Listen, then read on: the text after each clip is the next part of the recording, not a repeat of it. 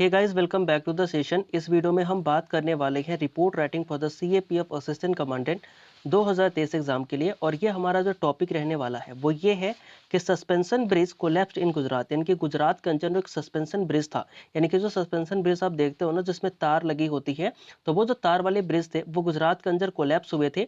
उसी के ऊपर हम रिपोर्ट राइटिंग देखने वाले हैं। तो ये टॉपिक आपके सीएपीएफ असिस्टेंट कमांडेंट 2023 एग्जाम के लिए काफी ज्यादा रेलिवेंट है, क्योंकि हमारे सीएपीएफ के अंदर जो रिपोर्ट राइटिंग पूछी जाती है वो बेसिकली करंट अफेयर से ही ज्यादातर क्वेश्चन पूछे जाते हैं। तो इस करंट अफेयर के टॉपिक पर हम रिपोर्ट राइटिंग देखने वाले हैं। तो आइए वीडियो को स्टार्ट करते हैं। सबसे पहले हमें अपने फॉर्मेट के अंदर इसको जो है वो टाइटल देना होता है, यानी कि एक हेडिंग हमें देनी होती है, जो कि मैंने लिखा हुआ है कि ब्रिज कोलैप्स्ड इन गुजरात, यानी कि गुजरात के अंदर जो ब्रिज गिरा वो हमारी हेडिंग हो सकती है। फिर इसके बाद हमने अपना नेम लिखा, जो कि XYZ हो सकता है। फिर हमने लिखा डेट, जो कि हमारी 1 नवंबर 2023 होती है। एंड इसके बाद हम क्या लिख सकते हैं, इसके बाद हम प्लेस लिख सकते हैं। प्लेस में आप गुजरात भी लिख सकते हैं, दिल्ली, लखनऊ, यानी कि आप रैंडम किसी भी प्लेस का नाम जो है वो लिख सकते हैं। अब आइए अपने रिपोर्ट को बेसिकली स्टार्ट करते हैं। तो रिपोर्ट कैसे लिखा जाता है कि रिसेंटली, यानी कि अभी हाल फिलहाल की घटना है, क्या हुआ था कि suspension bridge collapse in Morbi town of Gujarat, यानी कि जो गुजरात का एक शहर है जिसका नाम होता है मोरबी। तो मोरबी टाउन के अंदर हमारा एक सस्पेंशन ब्रिज हुआ करता था, वो जो ब्रिज है वो कोलैप्स हो गया। ये घटना हाल ही की है। At least 140 people were killed in this accident, यानी कि इस एक्सीडेंट के अंदर हमारे जो 140 लोग हैं उनकी जो जान है वो चली गई। 47 आउट ऑफ 140, यानी कि जो 140 लोग थे उनमें से बेसिकली जो 47 लोग होते हैं ना, वे बेसिकली क्या थे, दे वर चिल्ड्रन, यानी कि वे बेसिकली क्या थे, हमारे बच्चे हुए करते थे। यानी कि 140 में से जिन 47 लोगों की जान गई है, 47 लोगों की जान गई, वो बेसिकली बच्चे हुआ करते थे। और ये इतना बड़ा जो बोल सकते हो कि हॉरिबल एक्सीडेंट था, कि ऐसा एक्सीडेंट अभी इंडिया के अंदर नहीं देखने को मिला। This bridge is situated over river मोची। बेसिकली ये जो हमारी रिवर है जिसका नाम होता है मोचवी, ये मोचवी रिवर के ऊपर हमारा ये जो ब्रिज था वो सिचुएटेड था। तो हमने देखा कि व्हाट, यानी कि जब भी हम रिपोर्ट लिखते हैं ना, तो हमें एक फॉर्मेट का इस्तेमाल करना होता है कि व्हाट, फिर आता है वाई, और फिर आता है व्हेन। तो यानी कि हमने देखा व्हाट, यानी कि क्या हुआ है, इसके बारे में हमने डिस्कस किया कि जो हमारा गुजरात का सस्पेंशन ब्रिज था, जो कि मोरबी टाउन के अंदर सिचुएटेड था, वो ब्रिज जो है वो कोलैप्स हुआ। और इसके अंदर बेसिकली हमारे 140 जो लोग थे वो इस एक्सीडेंट में मारे गए। उन 140 लोगों के अंदर जो 47 लोग थे वो बेसिकली हमारे बच्चे थे। और इसके अलावा भी हमने देखा कि ये जो हमारी ब्रिज थी ना, वो हमारे मोचावी रिवर के ऊपर जो है वो सिचुएटेड थी, यानी कि स्थित थी। इसके बाद हम नेक्स्ट पैराग्राफ के अंदर क्या लिख सकते हैं कि विदाउट वेस्टिंग एनी टाइम, यानी कि बिना समय बर्बाद किए, जो हमारी एनडीआरएफ थी, जो लोकल पुलिस हुआ करती थी, इंडियन कोस्ट गार्ड हुआ करते थे, उन सभी ने क्या किया, without wasting any time, NDRF, local police and Indian coast guard and many other agencies tried to save the life of the people. यानी कि जो क्या है कि ये जो हमारी एजेंसीज होती हैं, इन सभी एजेंसीज ने क्या क्या ट्राइड किया, ठीक है, यहाँ पर बेसिकली ट्राइड किया।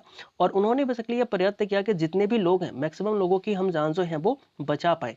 तो maximum had safely come back, यानी कि ज्यादातर लोगों की जान जो है वो बचा लिया गया। लेकिन फिर भी क्या होता है कि बट मेनी पीपल, यानी कि कई सारे जो लोग थे, वर lost their life in this horrible accident. इस भयावह एक्सीडेंट के अंदर काफी सारे लोग फिर भी ऐसे थे जिन्होंने अपनी जान जो है वो गंवा दी थी। अब हम बात करते हैं इस ब्रिज के ऊपर। तो बेसिकली ये जो ब्रिज था ना, this bridge was constructed in 1879, यानी कि ये जो ब्रिज है वो 1879 के अंदर जो है वो कंस्ट्रक्ट किया गया, बनवाया गया था। बट इन 2020, लेकिन हुआ क्या कि 2020 के अंदर its renovation tender was given to watch and LED company named Oreva. तो जो हमारी सरकार है 2020 के अंदर, उसने इस ब्रिज को रेनोवेट कराने का निर्णय किया।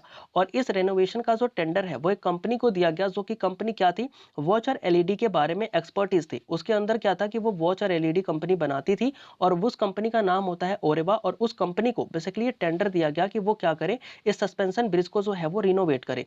अब ये जो ओरेवा कंपनी थी ना, इसने इस ब्रिज को जो है वो रेनोवेट किया।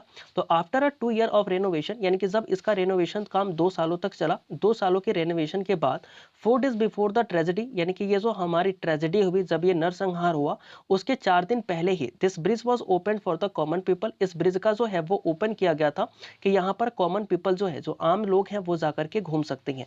तो बेसिकली इसके 2 साल पूरे हो गए थे। 2 साल मरम्मत होने के बाद ये जो हमारे ब्रिज थे, इसको ओपन किया गया। और अभी इसको ओपन हुए 4 दिन हुए होंगे, और तभी यह हमारी जो ट्रेजेडी है वो देखने को मिली। यहाँ पर इतनी बड़ी जो नरसंहार है वो देखने को मिला। आफ्टर दिस इंसिडेंट, जब ये सारे हमारे नरसंहार हो गए, जो बोल सकते हो ट्रेजेडी हो गई, तो after this incident government took the charge, government ने चार्ज को अपने हाथों में लिया एंड इन्वेस्टिगेट द मैटर। और उसने क्या किया, जो हमारी गवर्नमेंट है उसने मैटर को इन्वेस्टिगेट किया। Many factors had point out, बहुत सारे जो फैक्टर्स हैं उनको पॉइंट आउट किया गया फॉर दिस हॉरिबल एक्सीडेंट, जिसकी वजह से हमारे इतनी भयावह जो एक्सीडेंट है, जो दुर्घटना है वो हो गई थी। जिसमें कि कुछ घटनाएं के बारे में जो है वो जिक्र किया गया, बताया गया, जैसे कि पुअर मैनेजमेंट, यानी कि वहां पर लोगों की जो मैनेजमेंट थी, जो बेसिकली लोगों को मैनेज करना था, जो क्राउड मैनेजमेंट थी वो काफी ज्यादा खराब था। क्योंकि वहां पर ना आपको एक डाटा लिखना होगा कि उस डाटा के अंदर बेसिकली ये था कि उस पुल के ऊपर ना 150 लोग जा सकते थे, लेकिन वहां पर ऐसा बताया गया कि उस पुल के ऊपर लगभग 500 लोग जो है वो पहुंच गए थे, जो कि एक पुअर मैनेजमेंट को शो करता है। फिर हम बात करते हैं पुअर एक्सपर्टीज की, तो पुअर एक्सपर्टीज भी शो करती है, क्योंकि जो सरकार ने टेंडर दिया था वो एक ऐसी कंपनी को दे दिया जिस कंपनी को उस चीज के बारे में कोई भी एक्सपर्टीज नहीं थी। क्योंकि ये जो हमारी ओरेवा कंपनी है, ये एलईडी बनाती है और इसके अलावा ये वॉचेस बनाती है, तो इसको कंस्ट्रक्शन के बारे में कोई भी एक्सपर्टीज नहीं थी। फिर भी सरकार ने क्या किया कि इसको जो है वो टेंडर दे दिया, जो कि बेसिकली इस एक्सीडेंट का कारण रहा। तीसरा जो सरकार से गलती हो गई वो ये थी कि इरेस्पॉन्सिबल नेचर ऑफ कंपनी, यानी कि उस कंपनी को टारगेट दिया गया जिसका रिस्पॉन्सिबल कैसा था, जिसकी रिस्पॉन्सिबिलिटी तो थी वो गैर जिम्मेदारान थी।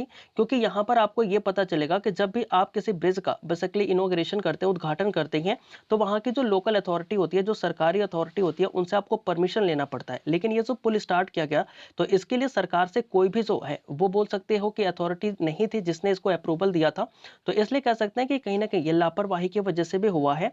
The police had arrested 9 people, यानी कि जो पुलिस थे उसने सारे ये काम किए, ये सारी चीजें उसने देखी, और उसके बाद से जो पुलिस है उसने 9 लोगों को जो है वो अरेस्ट किया, जिसके अंदर including 2 official of the company, जिसके अंदर बेसिकली हमारे जो कंपनी के 2 ऑफिशियल्स थे उनको भी क्या किया गया, अरेस्ट किया गया है। गवर्नमेंट हैड अनाउंस, यानी कि जो गवर्नमेंट है उसने अनाउंस किया कंपनसेशन टू द किन ऑफ विक्टिम्स, यानी कि जो भी विक्टिम थे जिनके इसमें जान चली गई थी, उन सभी के जो घर वाले थे उनके लिए बेसिकली क्या किया गया, अनाउंस किया गया कि सरकार जो है उनको कंपनसेशन देगी, उनको रुपए पैसे देगी। तो बेसिकली ये हमारी रिपोर्ट थी। इस रिपोर्ट के अंदर हमने ये देखा कि घटना कब हुई थी, क्या थी, और किस तरीके से सरकार ने इसके ऊपर अपना निर्णय लिया। तो ये बेसिकली हमारा वीडियो हो जाती है, जिसके अंदर हम रिपोर्ट राइटिंग देखते हैं, और हमारा टॉपिक क्या था कि सस्पेंशन ऑफ ब्रिज कोलैप्स इन गुजरात। तो मिलते हैं नए वीडियो में, तब तक के लिए जय हिंद।